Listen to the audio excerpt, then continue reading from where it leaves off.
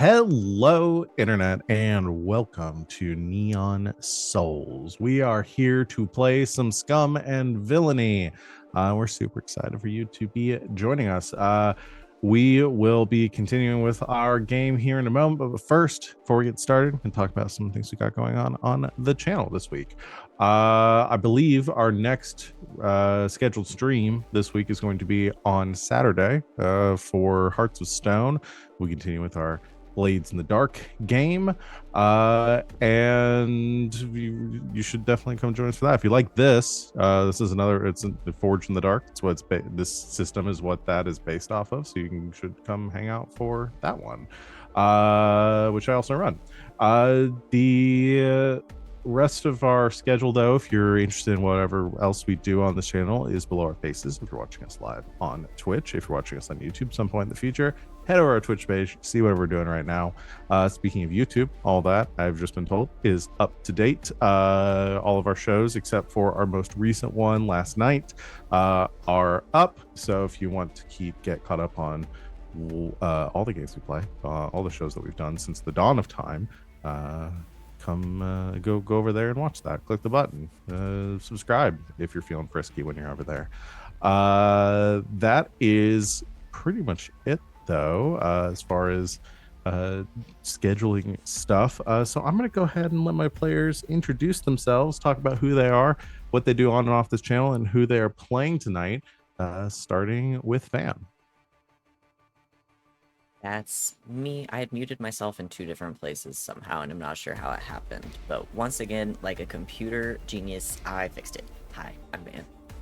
I'm on the internet at Van but Wilder, wherever people are on the internet. Mostly just hanging out in our Discord and streaming on Twitch several times a week. I stream here on Mondays, Tuesdays, every other Wednesday, and Saturday. I run our game on Tuesday nights of D&D 5e. We are about to start the highest level Candlekeep mystery called Xanthoria. Highly recommend coming to watch that one. It's gonna be nasty.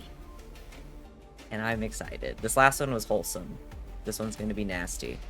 And then also on Sunday nights over on twitch.tv/hackrecklessly, where we are playing Dungeons and Dragons in the final season of Playthings of the Gods. But tonight I am playing Shiiro, who from now until the end, is the Scoundrel.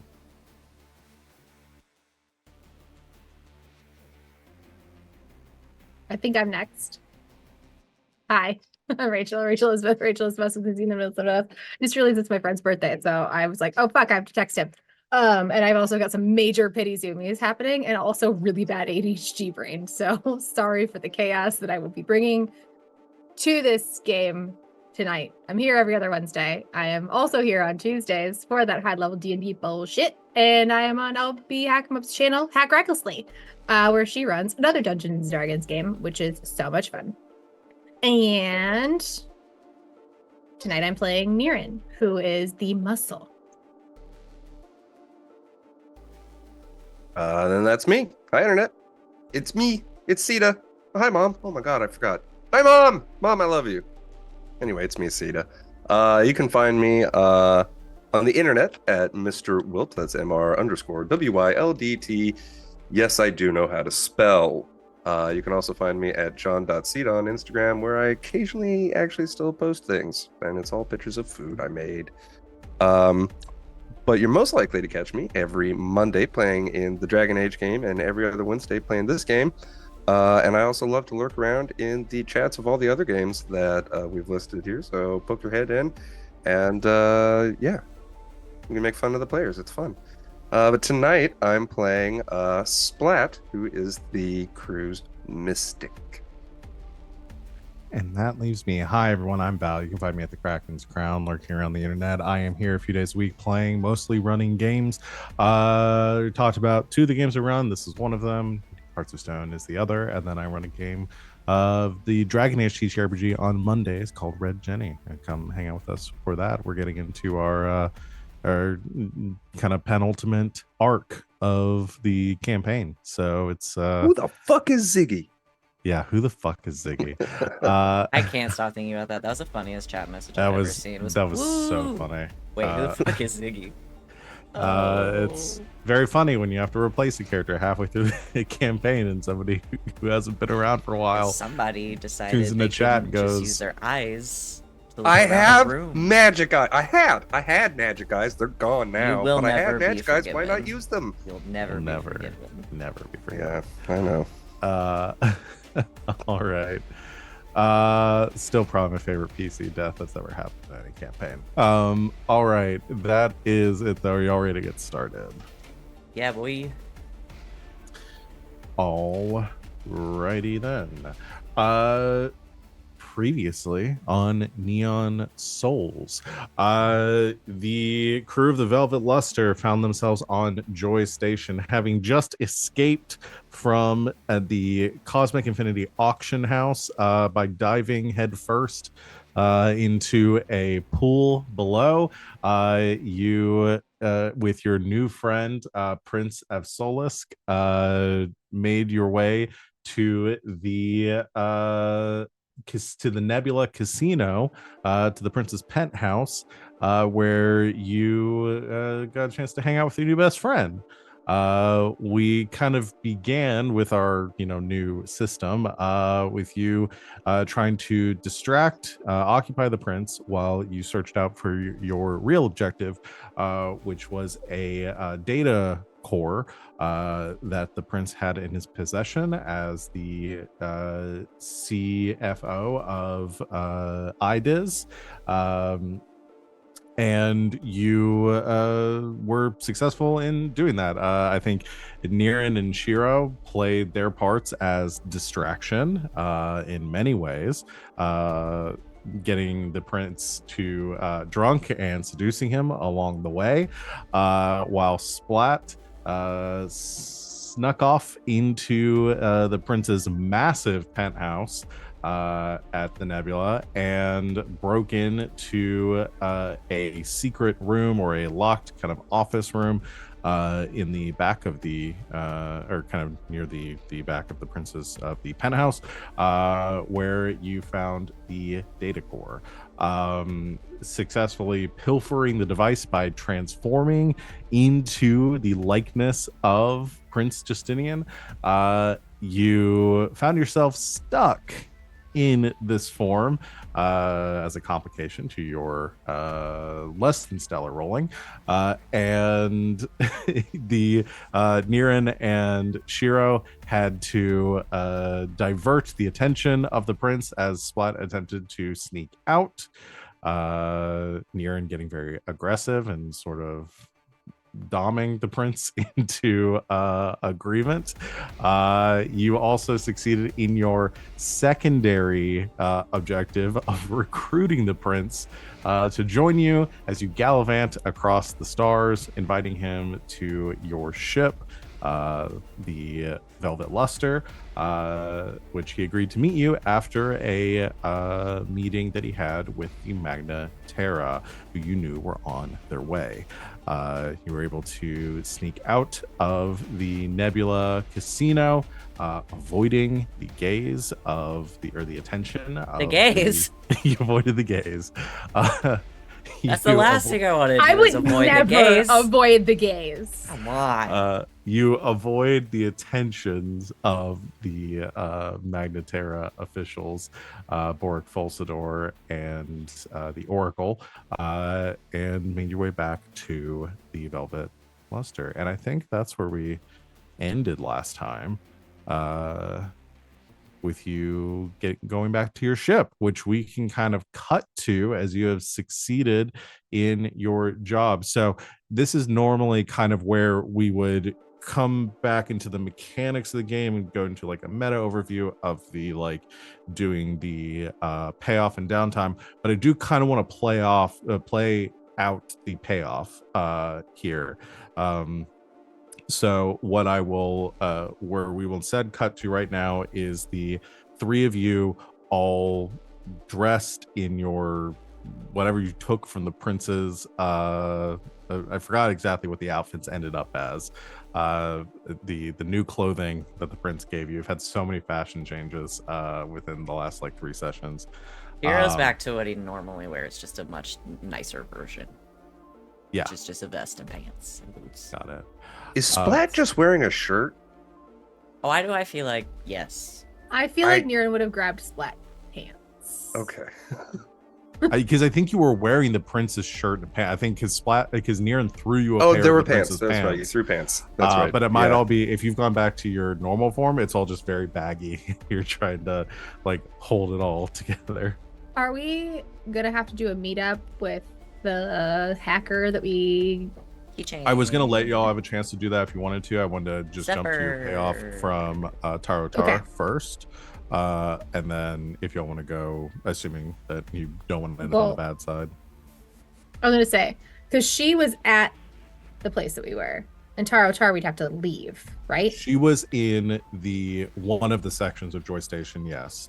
Whether she is still there, Okay. you don't know. You'd have to reach out to contact her. I just assume that you probably want to go regroup at your ship and then contact her, Yes. let her know that you had the Item.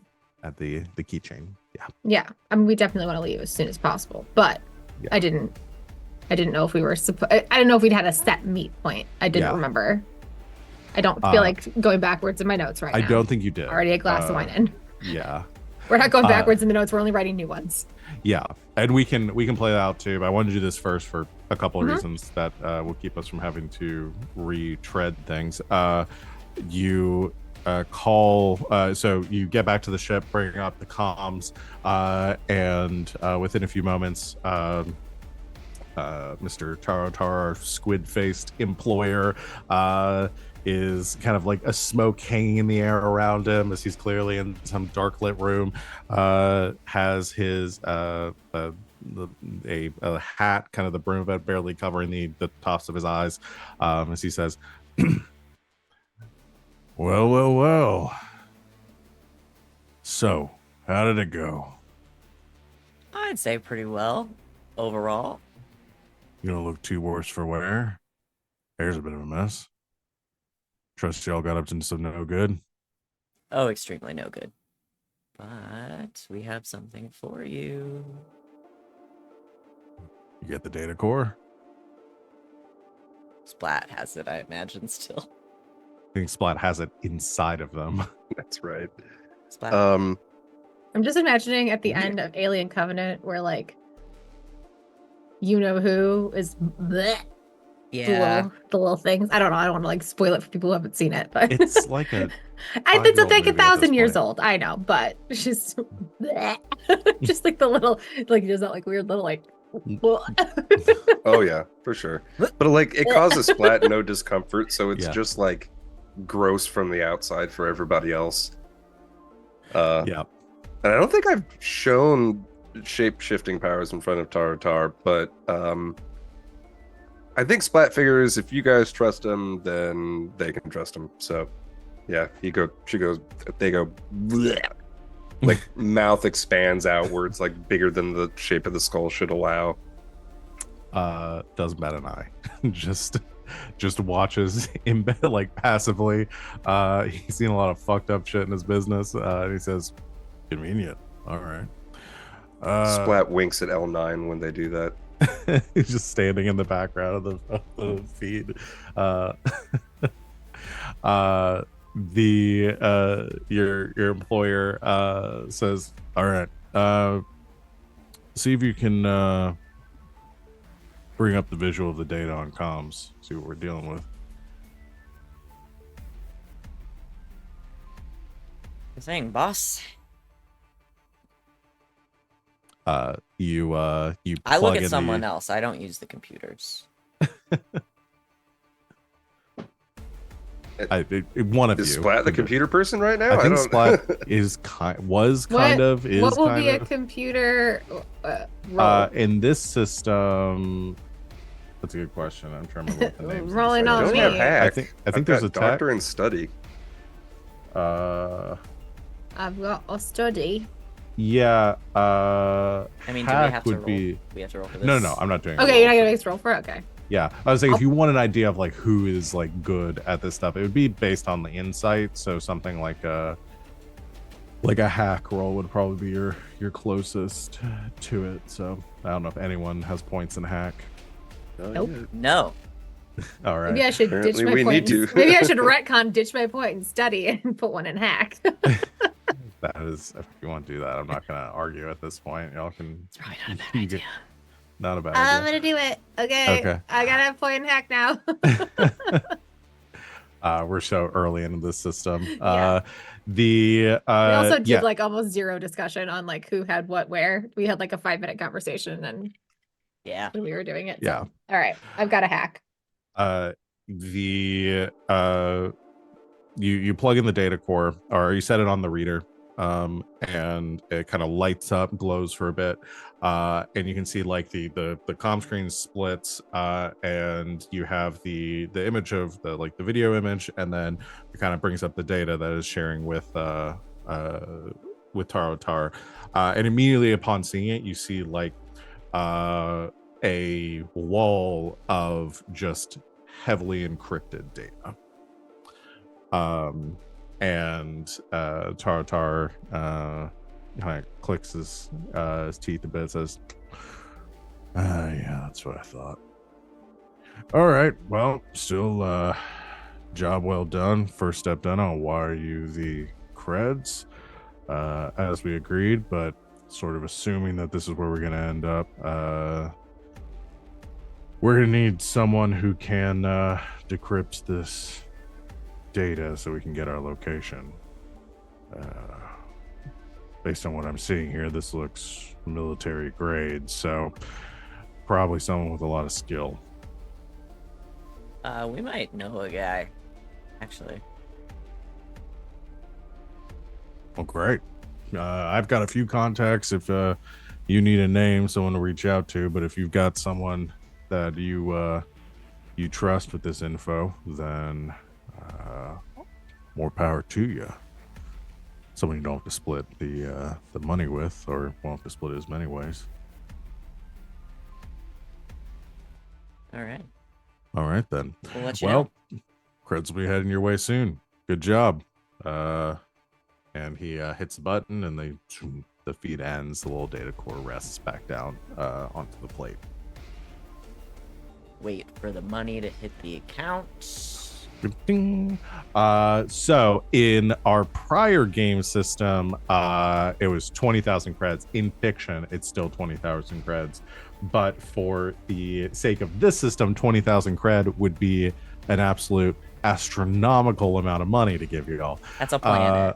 That's like You can still do it. The exchange rate is I different. literally don't think I can. I don't think y'all have enough pips on your sheet to store that much credit. But the cred in this game is more of like an abstract representation of money, whereas we were talking in like a fictional representation of money in the 20,000. So what I will say that this comes down to is going to be 6 cred total for this job, which is a standard job, enough for a small vehicle or ship module. So that is a standard score that's kind of like right in the middle. Whereas y'all were on your prior gigs and stuff, when y'all were like just getting started and stuff, you were probably making more of like, you know, somewhere between 2 and 4 cred a job. So that 6 cred, y'all can divide it up however you want between all of you, or put some towards your ship funds. Reminder that you can only carry a limited amount on your person. Anything outside of that has to go into your stash, and stash you can, when you put something in your when you put a cred in your stash, it's 2 to 1 to get it back out. The vault where- has exactly 6 spaces left. Okay. So y'all could divide it up 2, 2, and 2 if y'all don't have any cred, because I don't know if y'all have any cred on your person right now. Nope. Good. We could do 2, 2, and 2, or we could each take 1 and put the rest in the vault. I was thinking we could each do 1 because we need to spend 1 on Upkeep. our food party. Oh yeah, and upkeep too. Yeah, we'll get to that. So we can let's go ahead and talk about that.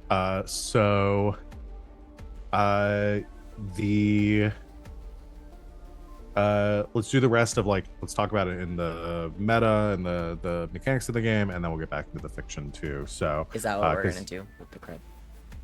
Everybody take one. well, Yeah. yeah, everybody Unless takes anybody has a- one and put 3 in the ship. Sorry, it didn't sound like we had decided. Yeah, sorry, I skipped over No, it. you're fine. Yeah, Well, you well, can just put it all in the ship if you want to for now, and we can decide later after we figure out how much we're going to have to use for That's the true. stuff Yeah. too. yeah. Let's stick it on both. Okay. Because there's 6 slots or whatever. Yeah, so we have Yeah. 8. We have 8 Okay. total, and that's all we can Okay. carry right now on the ship. That's All fine. right. We'll see how much we Uh, use and then figure it out. That works. Yeah, actually, do y'all want to go talk before we get done? Because downtime will probably mostly y'all traveling and stuff. We could play out the scene if y'all want to go talk to Zephyr. And then get uh, into downtime. Yeah, and then get into downtime there. Follow me. How do you So guys feel about asking her to hack the data core? I'm feeling good about it because we're handing her the goofy keychain. She seems legit, Mhm. yeah. She seems great, and she seems like somebody that we could work with in the future All right. since we are in our good graces. I'll ask Seems like an ally. for sure. So you reach out, send Zephyr a message to meet up, heading back into the lower district of Joy Station with the crowds of people there that you can kind of blend into. And you meet Zephyr back in an alleyway between some of these facades of these very overcrowded buildings. And Zephyr's waiting for you in one of these back alleys and says, well. I take it things went good. Otherwise, I assume you would have skipped town on me. So you got it? Got the stuff? Take the keychain out of the vest pocket. Her eyes go wide as she reaches like tentatively forward and takes it and says, I never thought I'd have you. I had to fight a space elephant for that. Well, good. It was worth it. And she takes it, she clips it on her backpack with the other million keychains. And she says, well, job well done. It was good working with you. So I guess we're gonna call it there. I mean, unless you're looking for more work. I mean, I was looking for more work. How good are you Or- at decryption? I'd say one of the best that I know personally. There's always someone better than you out in it's a big galaxy, but I'd put myself up there in like the top 5%. Sure. That'll work. I got some data that needs decrypting. All right. What you got stored on? Blech. Oh dear God! Thanks, Splat. That.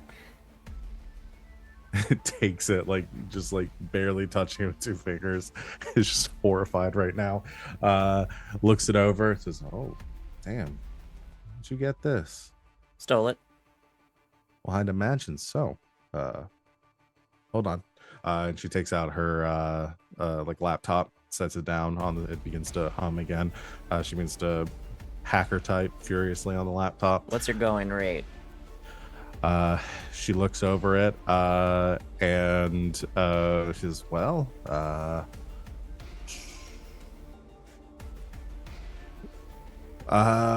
for something of like this, it's probably gonna normally charge a flat rate of somewhere around 5,000 for decryption. However, this is probably going to take a bit more than that. Not cred wise, but I don't know if I have the equipment for this. I don't know anyone who would have the equipment for this. This is high grade, like Militech encryption. If you don't have access to like a corporate server, you're gonna need a data miner for this. I'd say at minimum, like a ZX8000, to get into this thing. Where do we get one of those? Oh, boy. That's a very good question. There are not many not many easily accessible. If you're looking for something like, okay, call it this. How about this? If you can get your hands on a ZX 8000 and I get to keep it after, we'll call it even for the de-encryption, because that is some high grade equipment, some primo equipment that I would love to have my hands on. However, where you get it, I don't know. There's not a lot of facilities that would keep something like that on hand, at least, nowhere where you can just like snatch it easily. Somebody's got to bragged about it online, right? Your guess is as good as mine. If you can find one, though, I can use that to de-encrypt this. I think we got a deal. All right. Assuming this is something that can be carried out, like in a backpack or something. Oh yeah. I mean, it's a server, so it's not. I mean, well, it's not like, I would say you might need 2 people to lift it. But not like. I mean, this isn't building level equipment. It's something you could probably slip away with if you know what you're doing. Which, judging by the 3 of you, I'm assuming you do.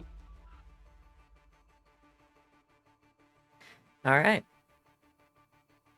Let's do it. Splat's head turns into Goofy's, and they say, "Gorsh, Zephyr, you're the best." She's horrified as a stunned silence as you walk away. The 3 of you leave. I like her. Yeah, I do too.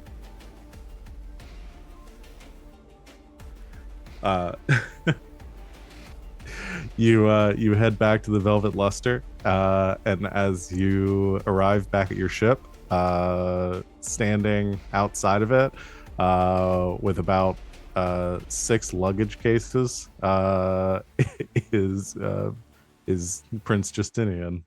Well, I'll be damned. He's like dressed more casually. He's got his sunglasses on. Like I said, all this luggage around. He's kind of like waiting there, and he sees the 3 of you approaching, and he waves and says, "Good to see you again. Hello." You actually had the gall to show up. I can't pass up an invitation, especially not for adventure. All right. It's a lot of stuff. Well, I tried to pare it down as much as I could. I wanted to travel light. Oh, we'll find a place for it. Good. So, is this your shuttle? Just hits the button to open it and grabs a couple of his suitcases. Shaking her head.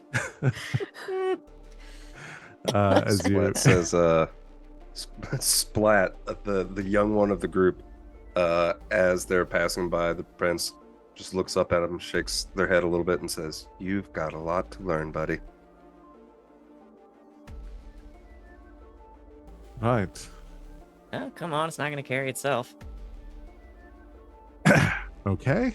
All right. He picks up a couple suitcases himself and begins to head inside.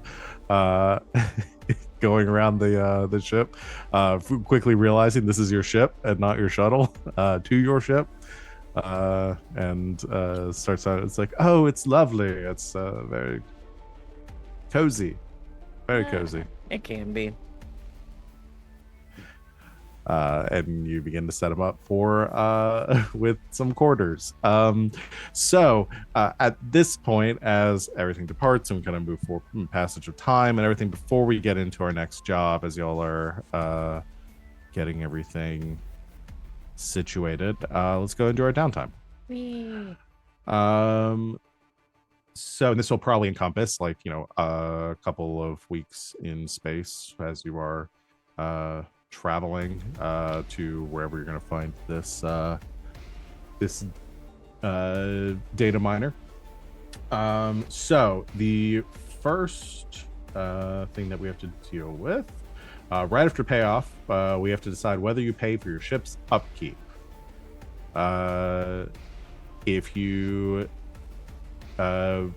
you can, I think your ship, we calculated last time, I think it's one cred Yes. for upkeep. You can choose to skip it. If you do, then we roll one die for each consecutive time you've skipped paying upkeep, and something bad may happen. I think we should just pay it. I concur. I'm totally fine with that. We're not broke right now, so let's just pay it. Mhm. We're not. Okay, then yeah, you take one cred. If we fall on hard times. The way that it works, the chart for it is 1 through 3 means no worries, wear and tear is minor, everything's good. So you have like a 50% chance with one die of everything being fine, of no issues. 4 to 5 means the system malfunctions, but it's minor and you have to rig a solution to fix it. A 6 means that a system is badly damaged, and you have to use a downtime action to repair it. So we do that. Next, we discuss heat. How much heat your crew generates. I realize I'm gonna probably need somewhere. Oh no, you probably have a heat. Do you have a heat tracker on your sheet? I believe so. Okay.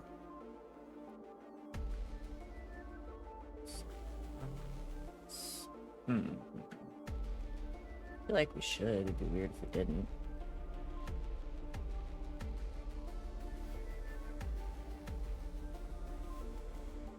I'll pull it up if I need to. I see debt. I see gambits.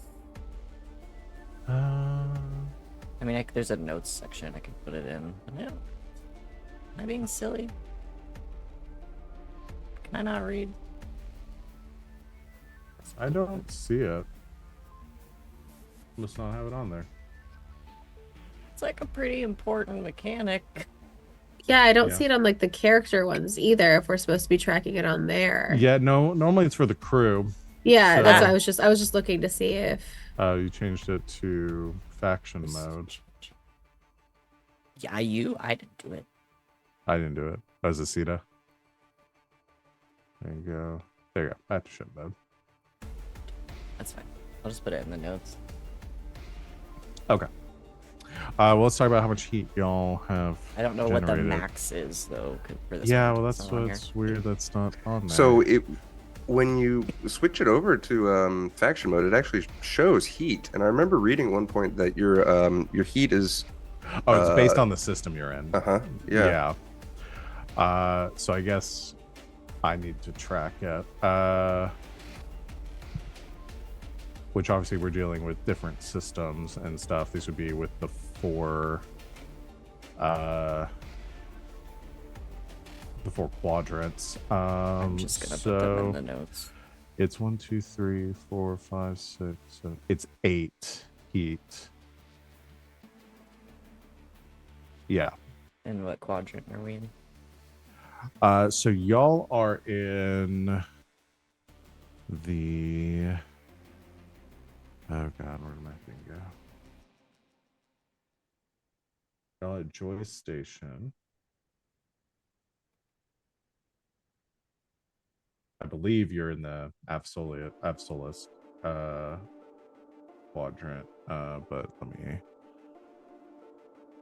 remind myself of my notes. I'm pretty sure that's where I put Joy Station.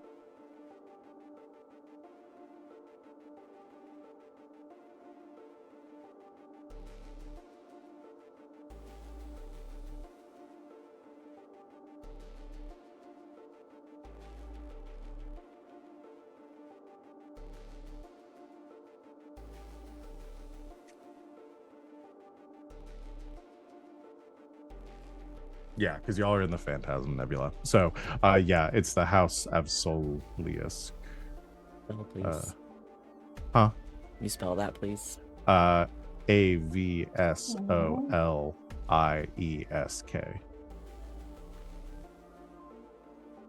Okay. Which makes sense considering you just also potentially kidnapped one of the princes of this house. He's willing. He brought suitcases. Okay, it's not a kidnapping. All right, so we decide how much heat y'all got. So it is 0 heat is completely quiet, others are blamed. 1 heat is smooth and quiet, low exposure. 2 heat is contained, standard exposure. 4 heat is loud and chaotic, high exposure. 6 heat is wild, devastating exposure. It got pretty wild. Okay, but they didn't know it was us. The conceit with this game is that somebody will know that it's you. They can contact my lawyer. Because you do gain benefit for the fact that, you know, you build that like notoriety. It increases your, which I guess there's no rep in this game, so it's not quite entirely the same.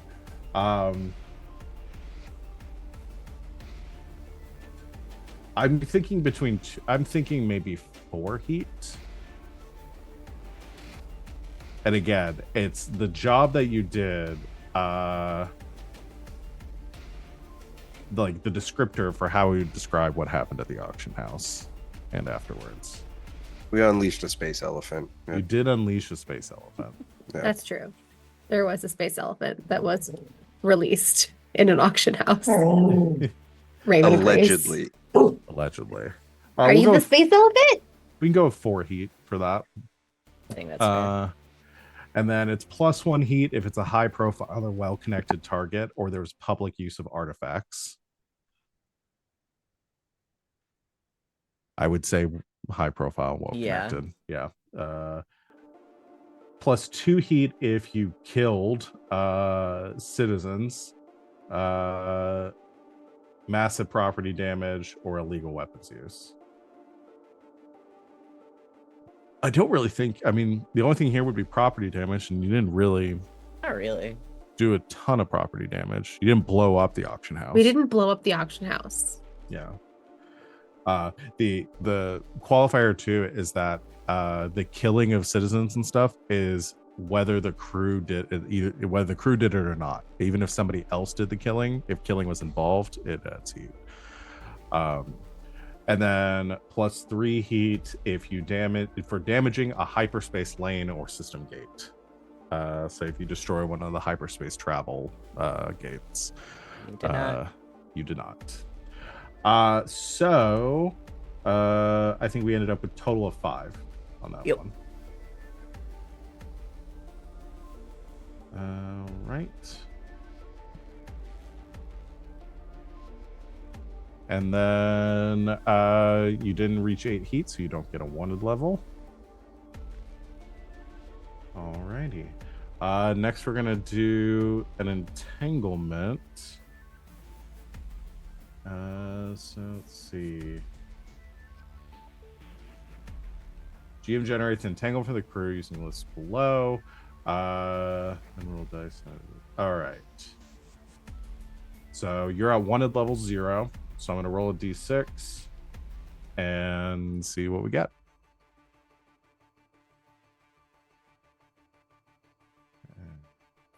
Six. That is a 3. All right.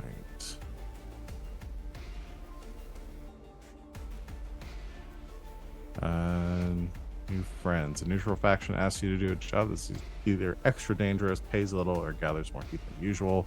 Acceptably stats them. Okay, I'm gonna keep that in my back pocket.